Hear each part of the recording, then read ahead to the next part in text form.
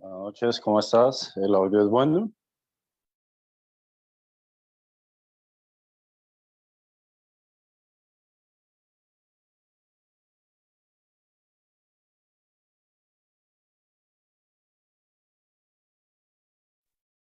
Hola, muy buenas noches.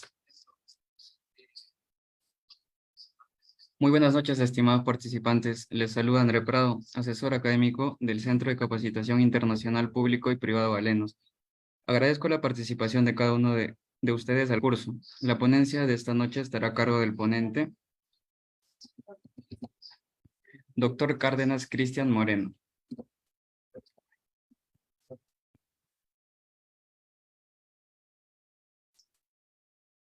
Antes de comenzar con la ponencia, les dejo algunas recomendaciones. Por favor, mantener los micrófonos apagados durante la ponencia, a menos que el ponente lo solicite. Para los participantes, que deseen solicitar la certificación, material de estudios y la grabación del curso, les estaré dejando el número de contacto por el chat. Todas las dudas que tengan responderá el ponente al finalizar el curso. Muy buenas noches con todos. Le doy el pase a su ponencia. Doctor Cristian Cárdenas Moreno, puede dar inicio al curso. Muy buenas noches, Andrés. Muchas gracias. Un agradecimiento especial al Centro Internacional de Capacitación Profesional Galenos por la oportunidad de encontrarnos el día de hoy. Un placer, me presento. Mi nombre es Cristian Cárdenas, soy su oficial retirado de la Marina de Guerra aquí en Colombia, de la especialidad de Sanidad Naval. Tengo dos carreras en el área de la salud, una en enfermería, otra en radiología. Cuento con un diplomado en medicina táctica, salud operacional y en radiología forense. Bien, sin más preámbulos, vamos a dar inicio a la capacitación propuesta. Andrés, por favor, ¿me podrías ayudar con el host, dándome el pase como anfitrión, por favor?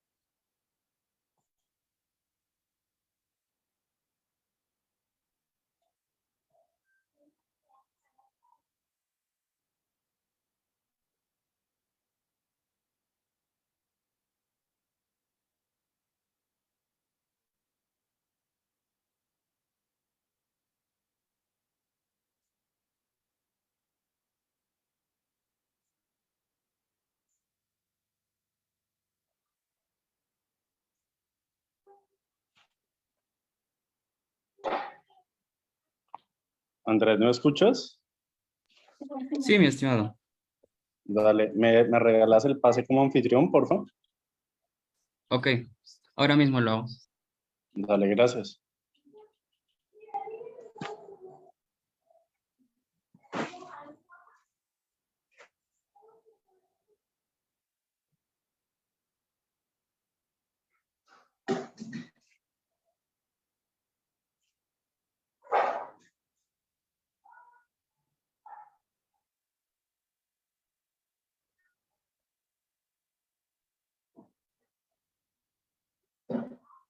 Dale, perfecto, muy amable, gracias. Bien, a continuación voy a compartir unas diapositivas, regálame un momento.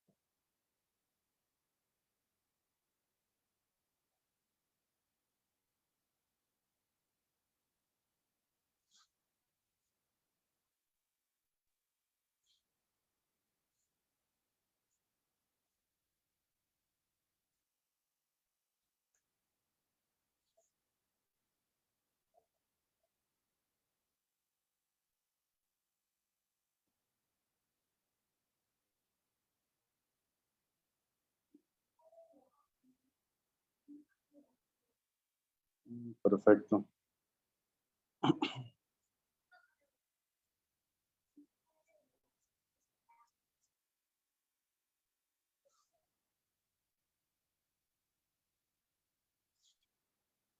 Andrés, ¿no escuchas? ¿El audio es bueno?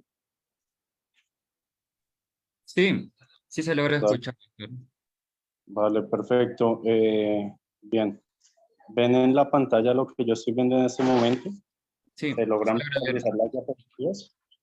en efecto, se logra ver las diapositivas.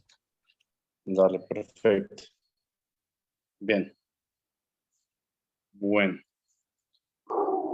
El día de hoy vamos a hablar sobre los cuidados en pacientes traumatológicos y ortopédicos. Decimos entonces que el objetivo general del curso es que el personal no solamente de enfermería, ya de paramédicos o todo el personal profesional que se encuentra presente el día de hoy en el área de la salud, que están asignados no solamente a la sala de operaciones, es decir, al servicio de cirugía, que pueda poseer conocimientos acerca de los cuidados posoperatorios de una osteosíntesis. ¿Listo? Eh, en fin, la capacitación del día de hoy va dirigida para todo el personal en los diferentes ámbitos y en las diferentes etapas, tanto en etapas intrahospitalarias como extrahospitalarias, entre otros. Bien, decimos entonces que osteosíntesis es la fijación quirúrgica de un hueso donde una fractura procede a ser reducida y fijada de una manera estable. ¿Cómo se realiza esto? Con la ayuda de diferentes materiales, ya los cuales suelen ser maleables, es decir, que se puede dar algún tipo de forma adecuada dependiendo el hueso y dependiendo la estructura que se busca dar estabilidad. Decimos entonces que la osteosíntesis puede ser tanto en reducción abierta, en fijación interna, en fijación externa e inclusive en artroplastia. La reducción abierta vamos a definirla como aquella reducción y alineación de la fractura posterior a una disección quirúrgica y exposición de la fractura. Por otro lado, la fijación interna suele ser la estabilización de la fractura recibida mediante diferentes dispositivos, placas, varillas, tornillos y otra serie de dispositivos metálicos, ¿ya? Los cuales nos pueden ayudar a generar estabilidad en la estructura ósea. Generalmente este tipo de procedimientos se hacen en una sala de cirugía con ayuda del fluoroscopio. El fluoroscopio es un equipo de radiología, ¿ya? El cual funciona como un rayos X convencional portátil, ¿ya? El cual nos va a permitir poder visualizar la estructura antes, durante y después del procedimiento. ¿Con qué objetivo? Con el objetivo de poder visualizar si se está perforando el área indicada, si el hueso quedó reducido, si en el momento en el que se están fijando los clavos, las placas o las varillas quedaron hemodinámicamente estables, ¿ya? Si quedaron de una manera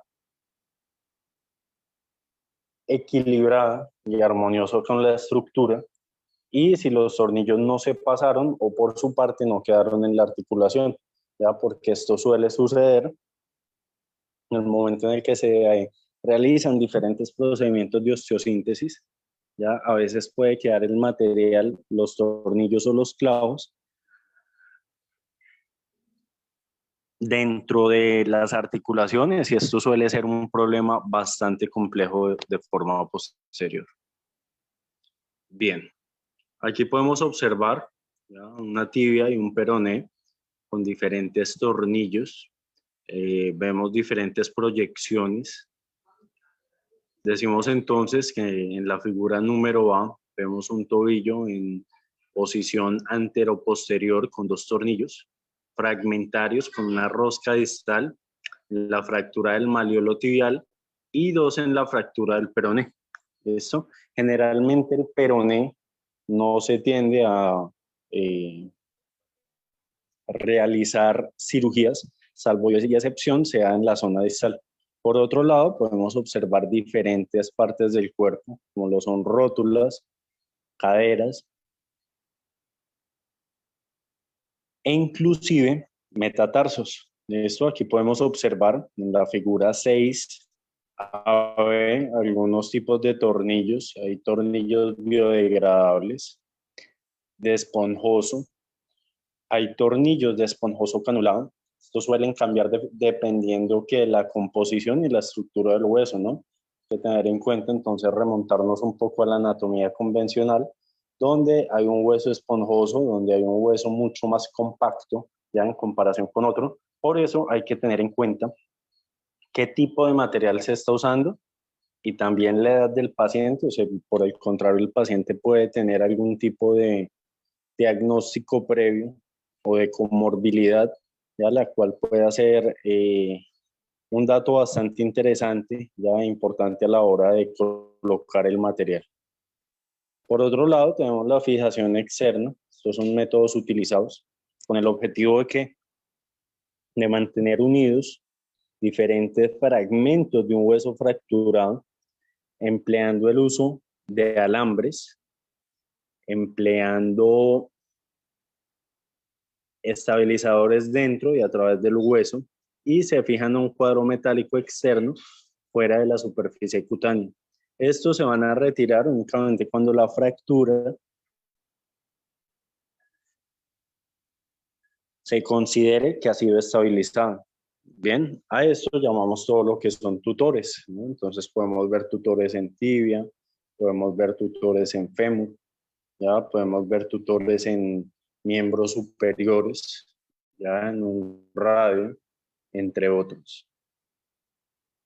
Aquí podemos observar fijadores externos, uniplanares articulados, externo anular, y vemos uno bastante completo, ya que abarca toda la zona circular de la tibia. Este es un dispositivo el cual fija toda la fractura infectada a nivel de la tibia. El fijador externo, decimos entonces que tiene la facilidad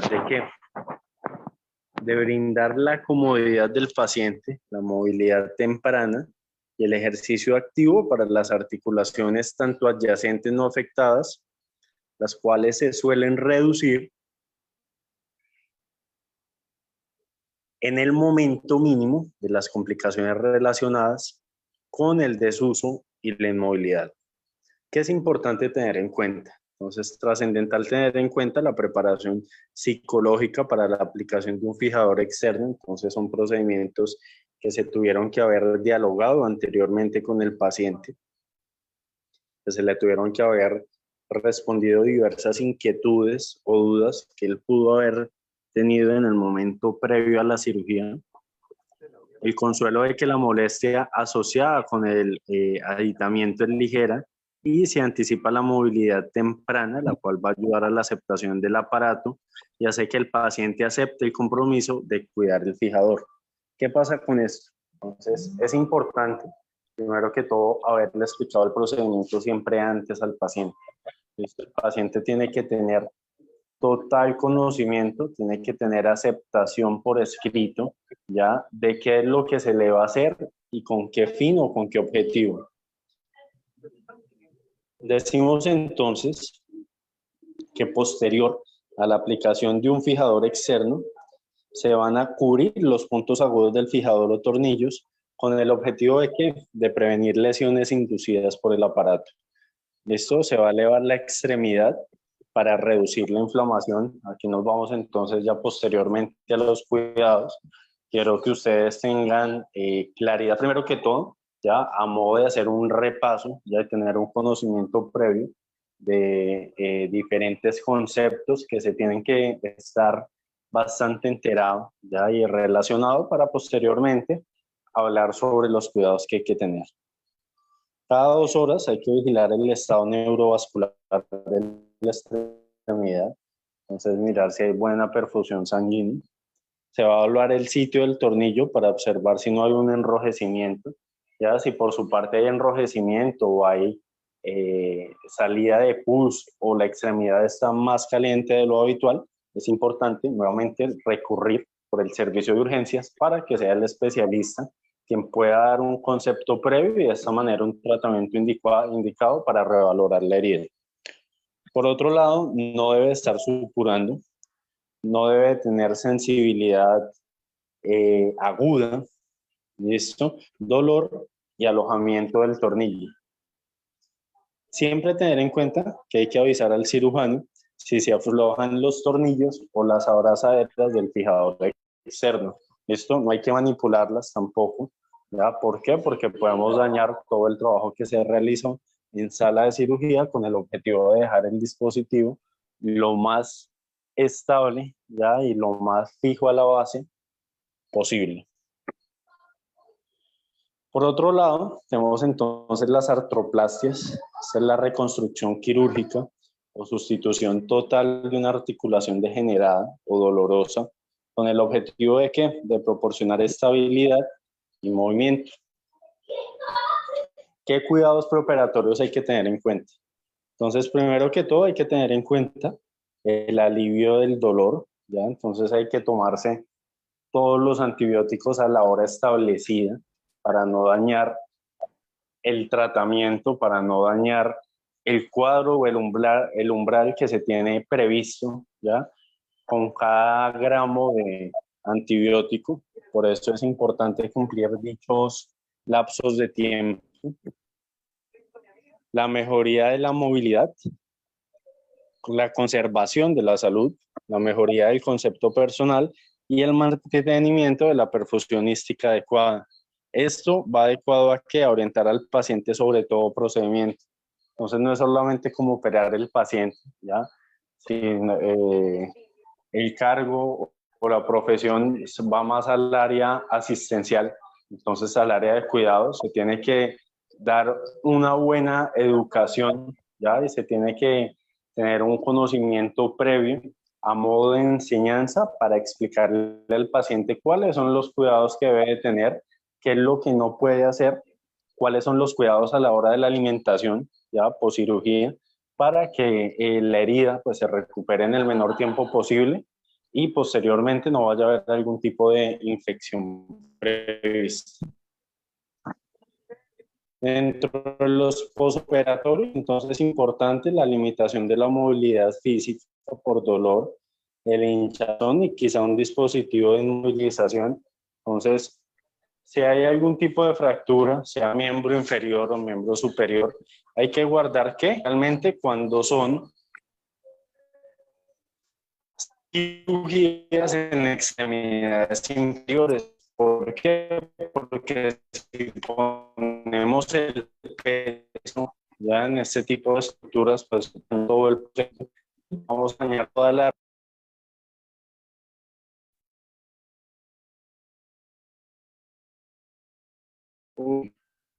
Perfecto. Andrés, ¿me escuchas? Andrés, ¿me oyes bien? Está con un poco de interferencia, doctor. Pero sí, ahora sí le logro escuchar mucho mejor. Ok, perfecto. Ya miramos qué pasó por acá. Ahora sí se le logra escuchar correctamente. Listo, perfecto. Bien, continuamos. Por otro lado, decimos entonces que es importante tener en cuenta dentro de los posoperatorios, generalmente cuando son procedimientos en miembros inferiores, no colocar peso en ellos, ya que podemos dañar las reducciones, ¿listo? Dime. Importante tener cuidado en la alteración de la comodidad por dolor a causa de la fractura, tener también una alteración de la imagen corporal, de la autoestima y el desempeño de diferentes papeles sociales por el impacto del trastorno musculoesquelético. Entonces, ¿qué es importante?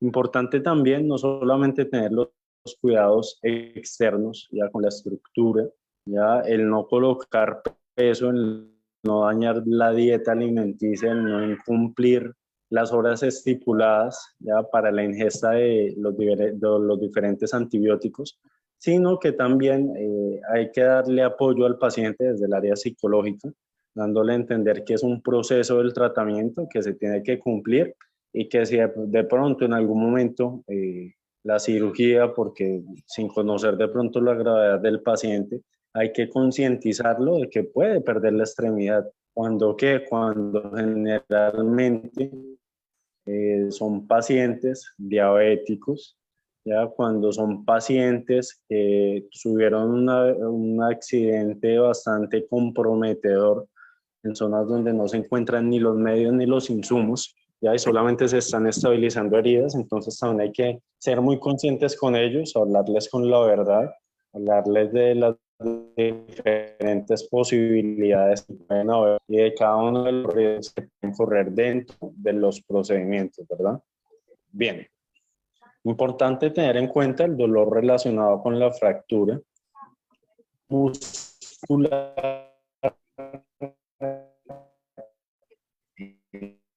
la cirugía,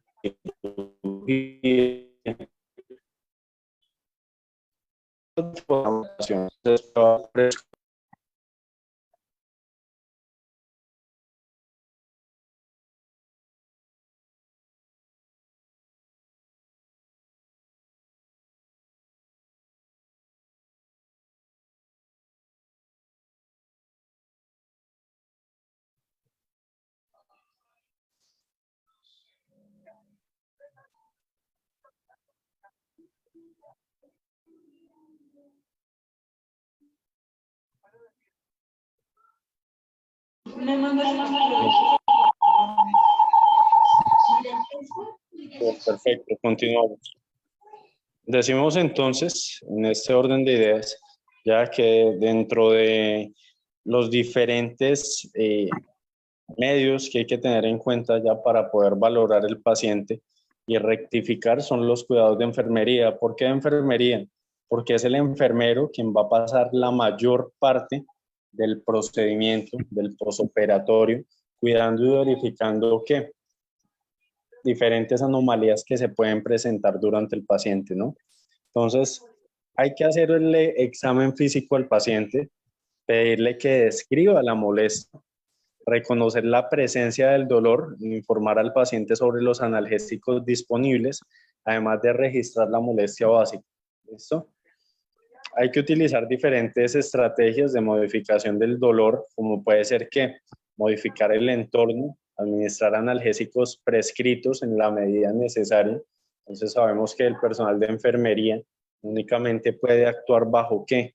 Bajo orden médica, ¿listo?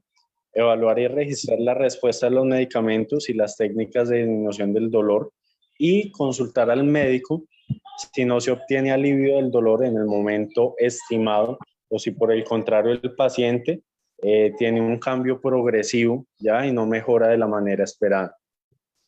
Siempre hay que tener en cuenta que hay que acomodar al paciente de la manera más cómoda, valga la aclaración, que él siente y que pues sea lógica para él, ¿no?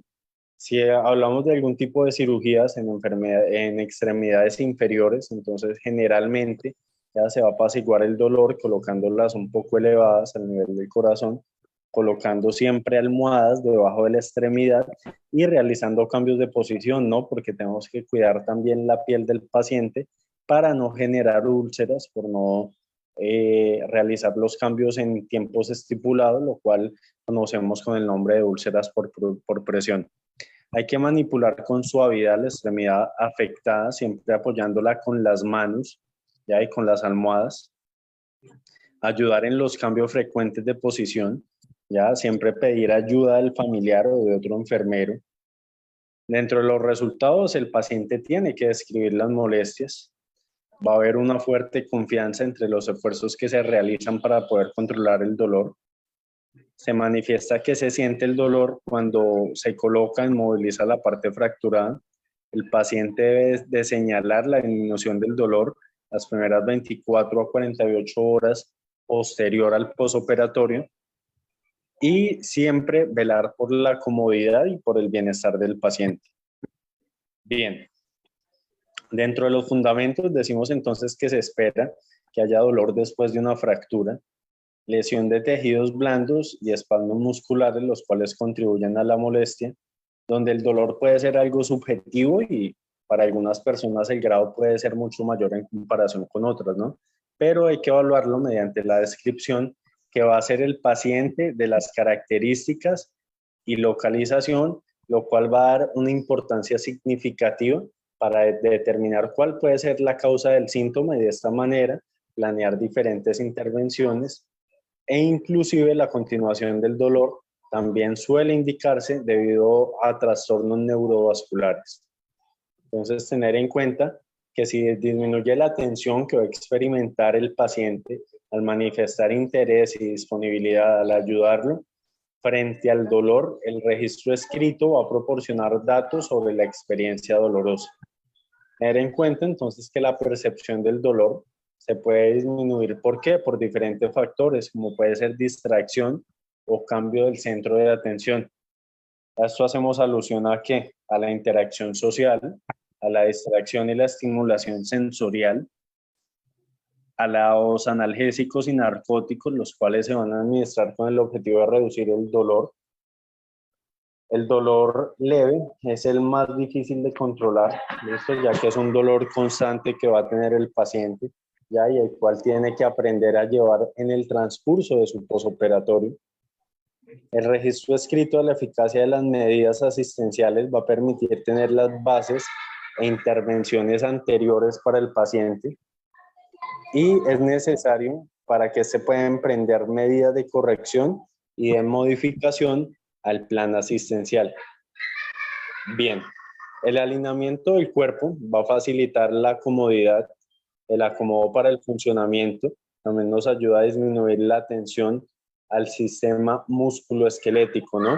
Entonces, siempre hay que velar, ¿ya? Porque el paciente se encuentre en la mejor posición, ¿ya? Y se vayan a hacer unos cambios constantes para no generar úlceras por presión. Los cambios de posición, entonces, nos ayudan a tratar este tipo de molestias relacionadas. Por otro lado, y no menos importante, tenemos el estado neurovascular. Dentro de este estado neurovascular, entonces vamos a tener en cuenta que el llenado capilar, el pulso, el dolor, el edema, entre otros. Dentro de este hay que valorar siempre que haya un patrón respiratorio ineficaz relacionado con ¿qué? Con la anestesia, con la incisión quirúrgica y con el dolor. Entonces hay que entender que posterior a la cirugía, ya al procedimiento y a la estabilización de la herida, si hablamos del área extrahospitalaria, va a hacer que el patrón respiratorio pues cambie y se altere, ¿no? El paciente en el momento en el que siente dolor, su patrón respiratorio tiende a aumentar. Entonces también hay que aprender a identificar esto para poder marcar los correctos signos vitales. Dentro de los cuidados de enfermería, entonces hay que evaluar el color de la extremidad afectada, entonces ver si hay perfusión sanguínea, si está llegando oxígeno, evaluar la respuesta de llenado capilar en dedos de las manos o del pie, así como el pulso. Sabemos entonces que hay que generar una leve presión, ¿ya? Y que el tiempo de llenado capilar debe ser inferior a 3 segundos. Hay que evaluar las extremidades siempre en busca de edemas, elevarla, examinar en búsqueda de un dolor profundo, pulsante y que no sea, así como estudiar las diferentes sensaciones y la presencia de entumecimientos. El paciente siempre debe tener un color normal, ya, y la extremidad debe estar tibia, es decir, no tiene que estar ni muy fría ni muy caliente, sino una temperatura estable corporal de 36.5 grados. Por otro lado, el paciente es normal que vaya a afirmar un dolor constante, pero que puede controlarse. Se debe señalar sensaciones normales y ausencias de parestesias. Los pulsos son normales e iguales. Y hay una muestra en funciones motoras normales y ausencia de paresia o parálisis. Bien, ¿qué hay que tener en cuenta también? Hay que evaluar el estado pulmonar del paciente. la velocidad de profundidad, la duración respiratoria, los sonidos respiratorios y el esputo del mismo, así como administrar oxígeno según prescripción. Entonces, cuando son pacientes que han tenido un posoperatorio bastante comprometedor y que son pacientes que se encuentran en la tercera edad, entonces este tipo de pacientes generalmente durante el momento de rehabilitación se puede prescribir el uso de oxígeno, ya generalmente es por cánula nasal a 3 litros por minuto, mientras se estabiliza. Esto igualmente en los niños, en los neonatos.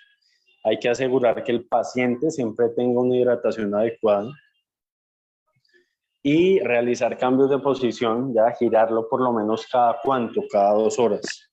Hay que supervisar la respiración profunda y realizar ejercicios para la tos, alentar el uso del espirómetro de incentivo si se encuentra prescrito por el terapista respiratorio. Bien, el paciente debe tener sonidos respiratorios claros. El paciente debe cambiar su posición con frecuencia e ingerir líquidos adecuados, ya los cuales estén previamente autorizados por los médicos. Dentro de los fundamentos decimos entonces ya que la anestesia y el descanso en cama van a disminuir el esfuerzo respiratorio, van a producir un estancamiento de las secreciones respiratorias. Los esfuerzos de ventilación reducidos van a disminuir cuando el paciente se encuentre con aire al ambiente. Se debe fomentar la ventilación óptima, disminuir el estancamiento y las secreciones respiratorias, así como los trastornos respiratorios coexistentes por el mismo y disminuir la exposición pulmonar. Bien, por otro lado hay que tener en cuenta entonces vigilar los valores de presión sanguínea previos a la lesión, considerando el tratamiento de hipertensión, si lo hay, ya que generalmente se suele hacer en pacientes mayores a 40 años de edad. Tomar nota de las características y volumen del drenaje, cuando son pacientes entonces postraumáticos, en algún momento les dejan una sonda o les dejan algún tipo de balón o de recolector, ¿ya? Para poder medir de forma cuantitativa, es decir, de forma numérica, la cantidad de líquido que está drenando la herida. Esto porque si hay heridas quirúrgicas que se van a dejar con dreno.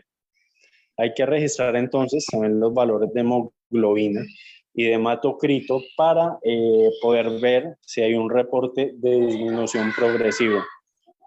Notificar al cirujano si aparece choque, si aparece hemorragia abundante o inclusive ambos. Entonces los puntos de la herida nunca se tienen que abrir ya posterior a la cirugía, y menos si no está asistido por algún tipo de personal profesional y si no cumple con los tiempos estipulados. Por eso es esencial siempre que se cumplan los tiempos de lo postquirúrgico y que se vaya a revalorar el paciente en el tiempo mínimo. Bien, por otro lado, hay que tener en cuenta entonces que los signos siempre estén estabilizados y que la ausencia del drenaje excesivo o de color rojo, pues sea brillante. Hay que tener unos valores de hemoglobina y de hematocrito dentro de los límites asertivos. Bien. Hay que tener también en cuenta, y no menos importante, cuando vayan mal las cosas, como a veces suele suceder, hay que ofrecer ya también al paciente un Doctor apoyo. Sebastián, Sí, disculpe que le señor. interrumpa. Dale, cuéntame. Me comentan de que si podría cambiar la orientación de su pantalla por servicio. Ok, perfecto. Dame un momento. Ok, muchas gracias. Dale, con gusto.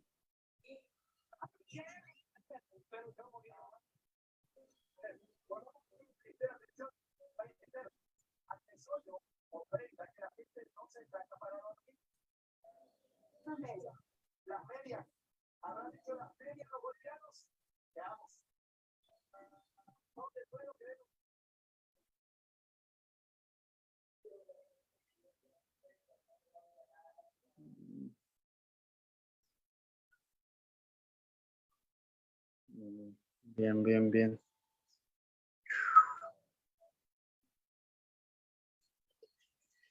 Un segundo, vamos a darle aquí zoom. Listo, perfecto. Bien. Creo que, creo que ya ahí cambia un poco. Bien. Hay que tener en cuenta también brindar al paciente, entonces, todo lo que tiene que ver ya, con un apoyo mucho más asistencial, ¿ya? ¿En cuanto a qué? En cuanto a la parte de si son pacientes que de pronto vienen por un olvido social, ¿ya? Cuando son pacientes de la tercera edad que de pronto no cuentan con una red de apoyo adecuada, este tipo de personas suelen estar olvidadas, ¿ya? Y es ahí donde el enfermero juega un papel fundamental, ¿ya? Dando su voz de aliento, ¿ya? Y ayudando al paciente con una excelente humanización y con un buen servicio, ya entregado con vocación. ¿Qué hay que tener en cuenta entonces? Hay que brindar cuidados que vayan a contribuir a la recuperación física y psíquica del paciente. Hay que tener en cuenta entonces conocer los antecedentes personales del mismo y el tratamiento habitual. Las complicaciones posoperatorias más frecuentes generalmente van a tener que hemorragia, náuseas, vómitos, complicaciones respiratorias e infecciones en el sitio quirúrgico. Todo este tipo de anomalías se pueden corregir, ya es normal a veces que se tengan por el uso de la anestesia. Los cuidados del paciente van a depender del tipo de la cirugía, del tipo de la anestesia y de los fármacos propios de cada paciente. Por otro lado, tenemos cuidados en el posoperatorio inmediato. Dentro de esto hay que tener en cuenta entonces siempre verificar que informar al paciente los cuidados que se van a realizar, los valores del nivel de conciencia y de la coloración de la piel y las mucosas. Entonces, por esto también es trascendental valorar que las mucosas, ahí tenemos entonces que pedirle al paciente ya que vaya a sacar la lengua para poder ver si éste se encuentra en una hidratación óptima. Por otro lado, revisar siempre la historia clínica con el objetivo de poder valorar los diferentes exámenes y ayudas diagnósticas para ver un progreso en aumento del paciente. Por otro lado, y no menos importante, siempre tener en cuenta los cuidados relacionados con drenajes, catéteres y otro tipo de dispositivos. Dentro de estos drenajes y catéteres, el catéter epidural se va a valorar también la sensibilidad y la movilidad de los miembros inferiores, de las ostomías, de los vendajes, de las férulas de inmovilización, de las tracciones, cuando tenemos que tracciones por peso y colocación correcta en la cama. Este tipo de tracciones con peso generalmente se hacen cuando son fracturas de fémur. ¿Listo? Entonces, este tipo de fracturas, el paciente siempre va a tener una mejoría asertiva, ¿ya? Una mejoría aceptada en el momento en en que se va a poner una tracción o un peso, ya generalmente es de 1 a 2 kilos, ya dependiendo la contextura y el índice de masa corporal del paciente. Dentro de los cuidados de la herida quirúrgica, entonces hay que tener en cuenta no levantar el apósito de la herida quirúrgica durante las primeras 24 o 48 horas. Este siempre se tiene que dejar, siempre que sea posible. Después de 48 horas no es necesario cubrir la herida. Como generalmente pensamos, los pacientes pueden ducharse a partir de las 48 horas posterior a la cirugía, limpiándose la herida ¿con qué? Con agua y jabón.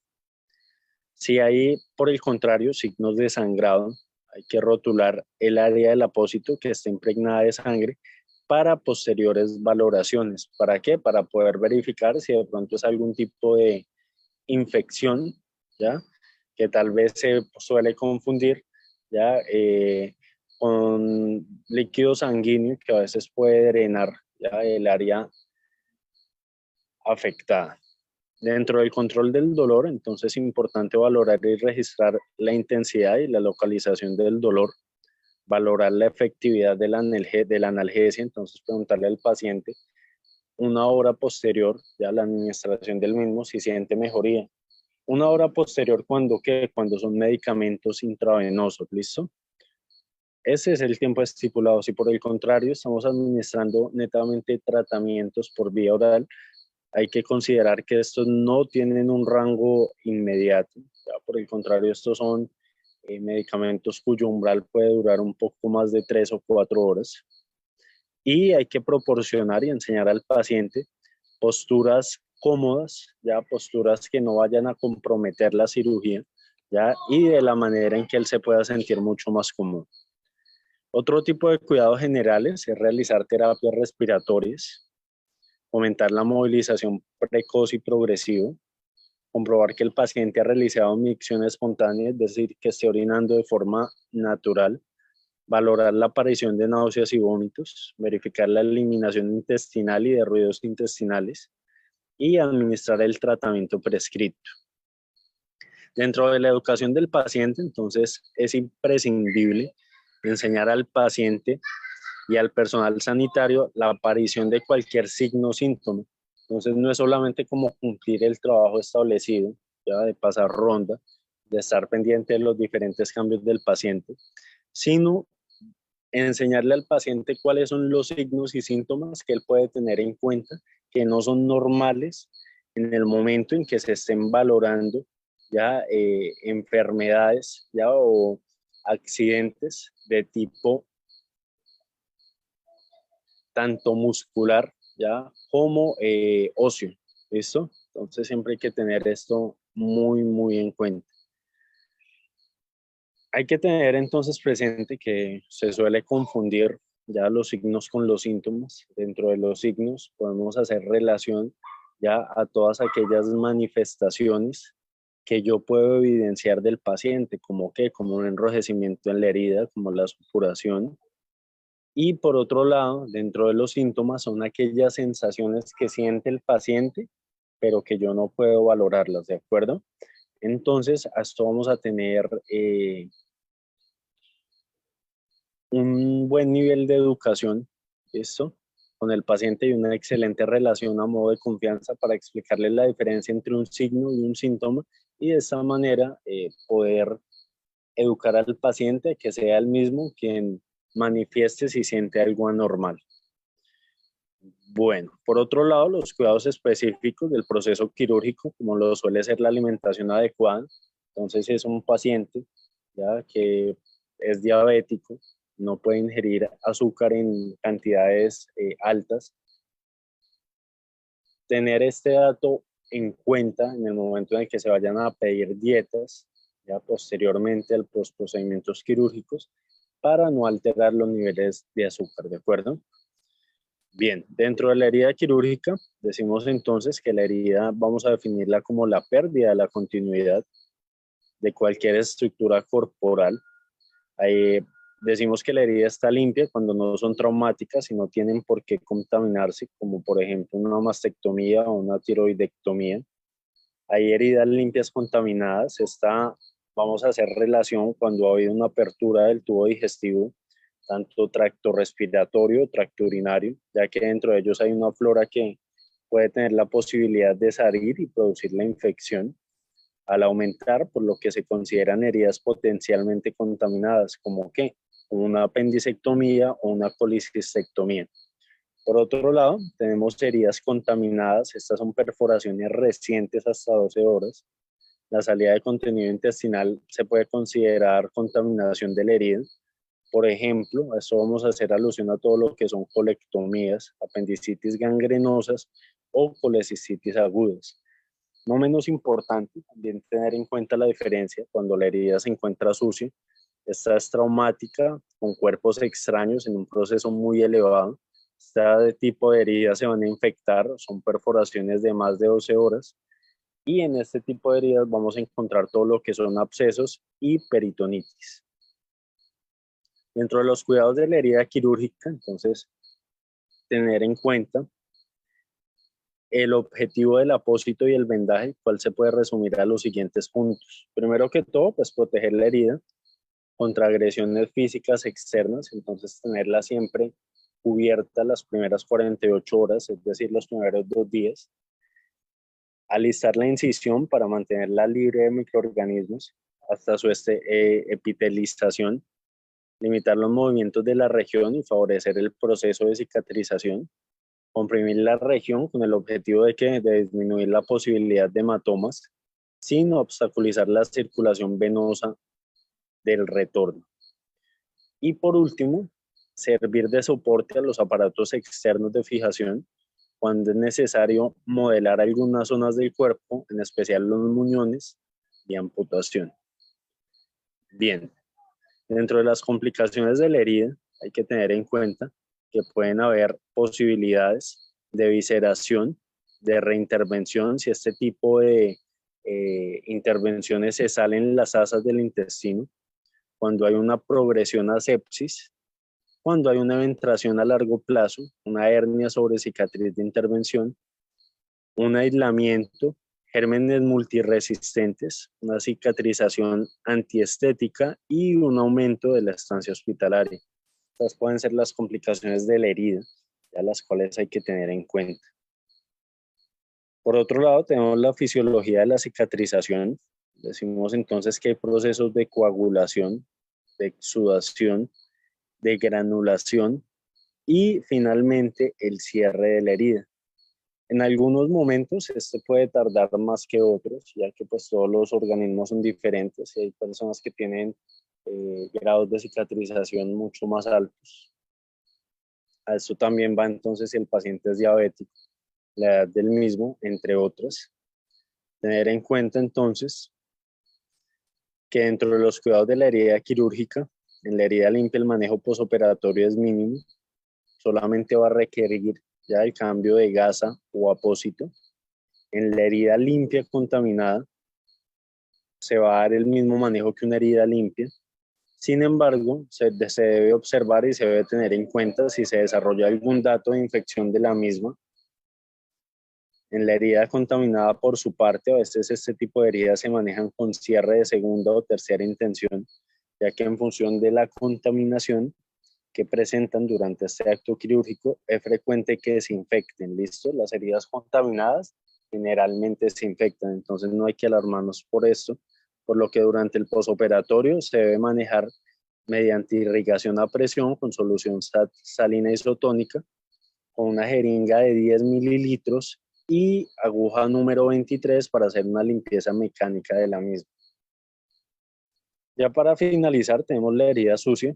Estas van a recibir el mismo manejo de las heridas contaminadas. Este es el que tiene un mayor índice de infección, por lo que la limpieza de la herida con la técnica referida debe continuarse por un periodo mínimo de una semana. ¿Listo? En este tipo de casos también está contraindicado el empleo de antisépticos para el lavado de la misma. ¿Listo? Bien. Ya para culminar, tener en cuenta entonces que del profesional en salud se espera tacto, simpatía y comprensión, y que el paciente no es una simple colección de síntomas, signos, alteraciones funcionales, órganos lesionados y emociones perturbadas. Él es un ser humano y temeroso, lleno de esperanzas, que va a buscar alivio, ayuda, restablecimiento.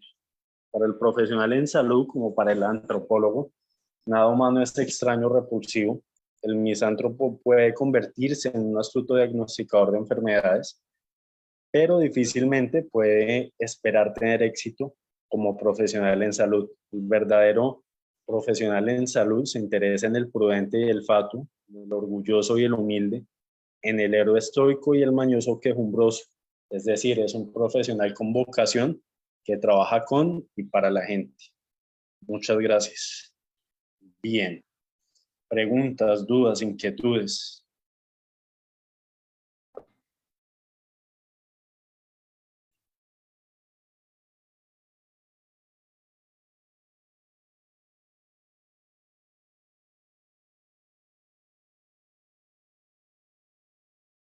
Bien, perfecto. Bueno, creo que no hay dudas ni inquietudes.